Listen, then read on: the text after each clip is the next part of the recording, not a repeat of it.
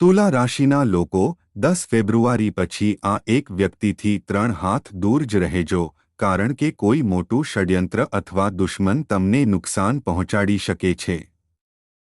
તમારા જીવનમાં હવે જે દિવસો આવી રહ્યા છે તે માત્ર કેલેન્ડરના બદલાવ નથી, પરંતુ વિધાતાના પુસ્તકનું એક અત્યંત મહત્વનું પાનું ખુલી રહ્યું છે. વર્ષોથી તમે જે ઉતારચઢાવ અનુભવ્યા છે, જે પીડા સહન કરી છે અને મનમાં દબાવી રાખેલા પ્રશ્નોનો હવે અર્થ મળવા લાગશે. ક્યારેક તમને લાગતું હશે કે આટલું સહન કરવા છતાં અપેક્ષિત સફળતા કેમ નથી મળતી?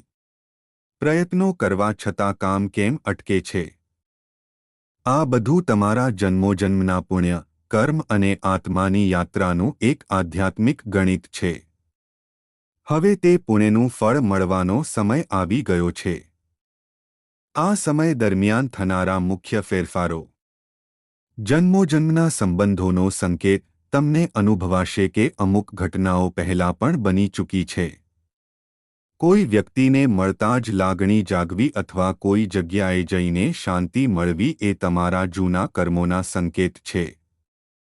જૂની વ્યક્તિનું પુનરાગમન. કોઈ વ્યક્તિ જે વર્ષો પહેલાં તમારા જીવનમાંથી દૂર થઈ ગઈ હતી, તે પાછી આવી શકે છે. આ મુલાકાત તમારા મનના જૂના પ્રશ્નો અને અધૂરા સંવાદોને પૂર્ણ કરશે. કરિયર અને આર્થિક લાભ. વ્યવસાય કે નોકરીમાં અચાનક બંધ દરવાજા ખુલશે. કોઈ મોટી ઓફર અથવા પ્રભાવશાળી વ્યક્તિની મદદ મળી શકે છે. માનસિક શાંતિ. વર્ષોથી ચાલી આવતી ચિંતા, ડર કે નિષ્ફળતાની પીડા હવે ઓછી થશે. તમે અંદરથી વધુ શાંત અને સ્પષ્ટ અનુભવશો. કૌટુંબિક રહસ્યોનો ખુલાસો.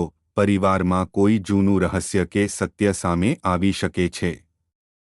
શરૂઆતમાં આંચકો લાગશે, પરંતુ અંતે તે તમારા ઘણા પ્રશ્નોના જવાબ આપશે.